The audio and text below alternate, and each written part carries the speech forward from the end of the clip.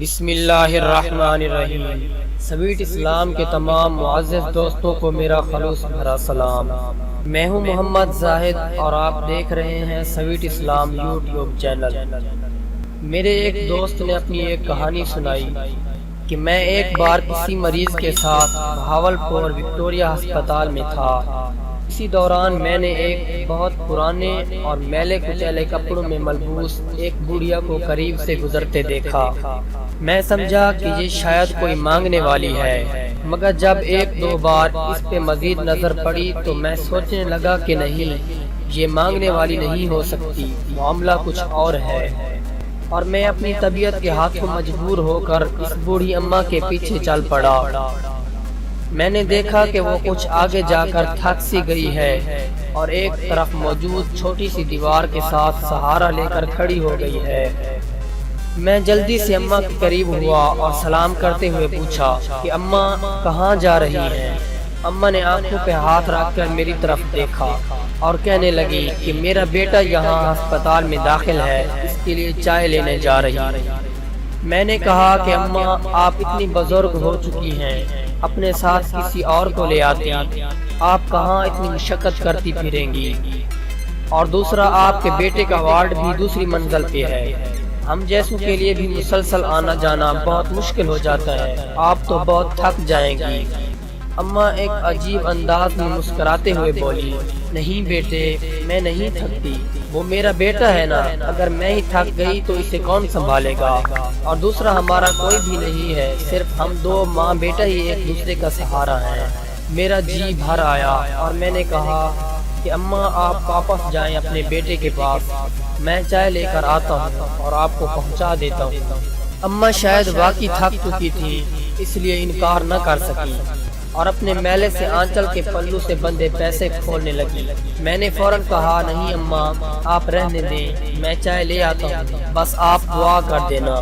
اماں مجھے دعائیں دیتی ہوئی واپس اپنے بیٹے کی طرف چل دی اور میں چائے لینے کے لیے چل پڑا۔ میں جب چائے لے کر واپس پہنچا تو دیکھا کہ اماں کا بیٹا بھی 50 سال سے کم نہیں تھا اور بیماری کی وجہ سے وہ اپنی ماں سے بھی بوڑھا لگ رہا تھا۔ اس نے نظر بھر کے میری طرف دیکھا اور بڑی بے بسی کے ساتھ میرا شکریہ ادا کیا۔ اگلا منظر بہت ہی عجیب تھا، جس کی شاید کوئی درد دل رکھنے والا ہی تاب لا پائے۔ اماں نے میرے ہاتھ سے چائے پکڑی اور خود ہی اس میں رس بھگو کر اپنے بیٹے کو کھلانا شروع کر دیے، اور جب اس کے منہ پہ کوئی ذرا رہ جاتا تو اماں اپنے پلو سے فوراً اس کا منہ صاف کر دیتی۔ میں قریب ہی بیٹھ کر یہ منظر دیکھنے لگا۔ اماں نے 2-3 رس بھگو کر کھلائے اور باقی بچ جانے والی چائے اپنے ہاتھوں سے اسے پلانے لگی، اور پھر اس کے سر پہ ہاتھ پھیر کر اس کے بالوں کو درست کیا اور میری طرف متوجہ ہو گئی اور ایک بار پھر میرا شکریہ ادا کرنے لگی۔ میں نے کہا کہ اماں میں جب تک ادھر ہوں آپ کی ضرورت کی چیزیں لا دیا کروں گا، آپ بس مجھے بتا دیا کریں۔ اور اماں نے اس بات میں سر ہلا دیا۔ اماں کا بیٹا کہنے لگا، بھائی میری اماں کی طبیعت 1-2 دنوں سے ٹھیک نہیں ہے، میں اسے کہتا ہوں دوا لے لیں، یہ مانتی ہی نہیں ہے، آپ ہی اسے سمجھا دیں۔ اماں یہ سنتے ہی فوراً تڑپ سی گئی اور مجھ سے کہنے لگی کہ بیٹے اس کی باتوں پہ کان نہ دھرو، یہ یوں ہی بولتا رہتا ہے، اب اگر تھوڑی سی طبیعت خراب ہو بھی جائے تو کیا بندہ دوا لینے دوڑ پڑے، اور اگر ڈاکٹر نے کوئی بڑی بیماری بتا دی تو میں اپنے بچے کو کیسے سنبھال پاؤں گی؟ اور ساتھ ہی اپنے میلے سے آنچل سے اپنی آنکھوں میں نظر آنے والے آنسو پوچھنے لگی۔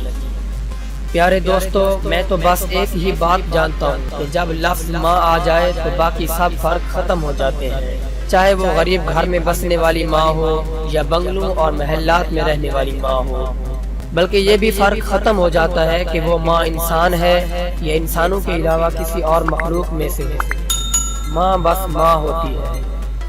معزز دوستو، اپنی ماؤں کی قدر کیا کریں، کیونکہ ہمارے پیارے نبی حضرت محمد مصطفیٰ صلی اللہ علیہ وسلم نے فرمایا ہے کہ جنت ماں کے قدموں کے نیچے ہے۔